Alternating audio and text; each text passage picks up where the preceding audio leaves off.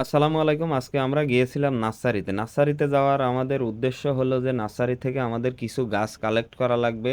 সেই গাছগুলো আসলে আমরা আমাদের বাড়ির আঙিনায় এবং খামারের ভিতরে কয়েকটা জায়গায় লাগাবো। এই গাছের ভিতরে রয়েছে পেঁপে গাছ, পেয়ারা গাছ, আনার বা বেদানা গাছ। এই গাছগুলো কালেক্ট করার জন্য আমরা আমাদের বাড়ির থেকে ৫-৭ কিলোমিটার দূরে একটা নার্সারিতে গিয়েছিলাম। নার্সারিতে যাওয়ার পরে আসলে নার্সারির ভিতরে ঢুকে আমরা বিভিন্ন রকম চারা দেখছিলাম এবং এই চারাগুলা বয়স কত বা কেমন হবে, কোনটা কোন জাত, দাম দর এইগুলো ঠিক করছিলাম। তো এর ভিতর থেকে আমরা আসলে কিছু পরিমাণে পেঁপে গাছ এবং কয়েকটা ২টা পেয়ারা গাছ ও একটা আনার বা বেদেনা গাছ। তবে দাম আসলে এখন হয়তো গাছ একটু বেচাকেনা বেশি হচ্ছে, যার জন্য গাছের দাম অনেক বেশি। তারপরেও আমরা এর ভিতর থেকে ফিক্সড করে আমাদের গাছগুলো নিয়ে নিলাম।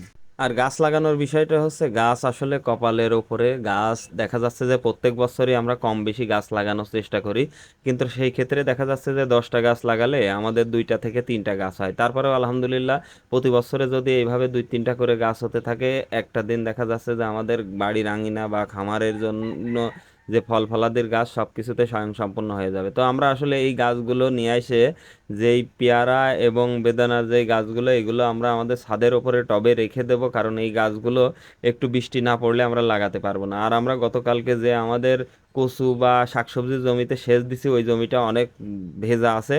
ওইখানে গিয়ে নিয়ে গিয়ে আমরা পেঁপে গাছ এবং মরিচ গাছগুলো লাগিয়ে দেব।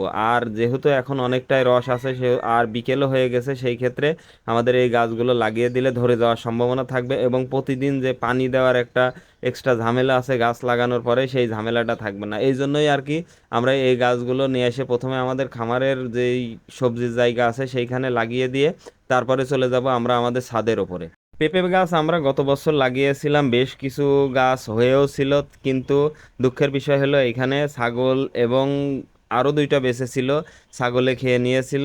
সেই জন্যই আর কি হয়নি। এবছরে আসলে একটু আগে আগেই লাগাচ্ছি, কিছুদিন পরে হয়তো বর্ষার মৌসুম শুরু হয়ে যাবে, তখন গাছ নাও বাঁচতে পারে। এই জন্যই এখন যেহেতু শুকনা আছে, সেহেতু এখন লাগিয়ে দিলে, পানি দিয়ে গাছটা বাঁচিয়ে রাখলে, বৃষ্টি শুরু হলে সেই ক্ষেত্রে গাছগুলো বেঁচে যেতে পারে। আর আমাদের যে 2-3টা ফলের গাছ নিয়ে আসলাম, হয়তো এরপরেও ইনশাল্লাহ আরও কিছু ফলের গাছ আমরা নিয়ে আসবো আস্তে আস্তে।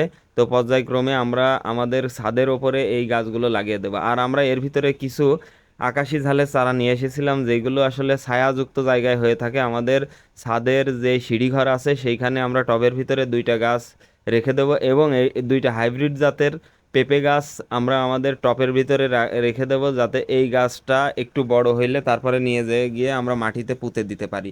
আর আমাদের যে বেদানা বা পেয়ারা গাছ 2টা আছে, সেইগুলো একটু বড় করে তারপরে আমরা ওই গাছের জন্য যে মাটি প্রস্তুত করার দরকার, সেই মাটি প্রস্তুত করে আমরা মাটিতে পুঁতে দেব ইনশাল্লাহ। আর এই গাছগুলোকে এখন যেহেতু অতিরিক্ত রোদ পড়ছে, একটু ছায়াযুক্ত জায়গায় রাখার চেষ্টা করছি, আর প্রতিনিয়ত পানি দেওয়া। আর এই গাছগুলোর গোড়া আসলে একটু ভেজা রাখার জন্য যে কচুরি পানা আছে, সেই পানাগুলো দিয়ে দিছে, যাতে সবসময় একটু গোড়াগুলো ভেজা থাকে। তো সবাই আমাদের জন্য দোয়া করবেন। আসসালামু আলাইকুম রহমতুল্লাহি বারকাত।